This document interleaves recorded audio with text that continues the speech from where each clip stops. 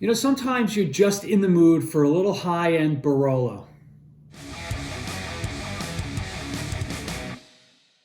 All right, welcome back to Drinking It In. I'm your host, Chris Casara, and we are here to help you know more and drink better. And I'm pumped right now.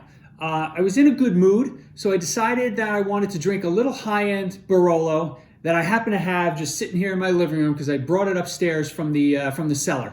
And there's really aside from this just being an amazing looking bottle, I mean, there are few producers that just have a better reputation than, Bartolo Mascarello. So we're going to have a little taste of this 2009 Mascarello Monprivato. So the Monprivato vineyard is in the Castiglione Falletto section of Barolo, right in the heart of Barolo, and they really only make this wine, they don't make this wine every year. And I don't know if you can see, but what they do is they actually number the bottles, right? So it's, it has an amazing reputation. Full disclosure, I've had this one bottle before and I was a little disappointed. So I'm hoping this will be better because for the price, that I paid, it did not live up to the standard. So, it's really, I don't know if you can see if this will come through on the camera, really, really light wine in color. I've had this open for about 4 hours, at least sitting in the bottle. So let's see what it's drinking like. It's a pretty nose. It's flowers, it's cherries, but not much more. I mean, it's pretty flowers and cherries, but not much more than that. Let's give it a try.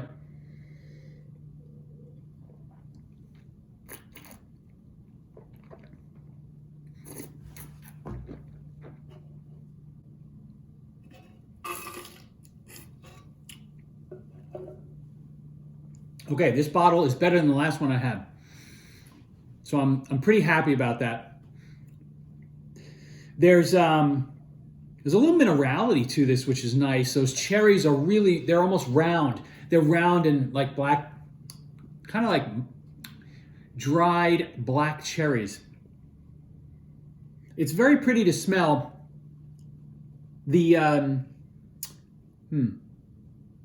finish kind of fell off there. So, in the end, right, this is not their best work. Let's just be honest. This is not the best Monprivato year, the vintage, 2009. If you happen to see this for $150 or so, just keep on walking.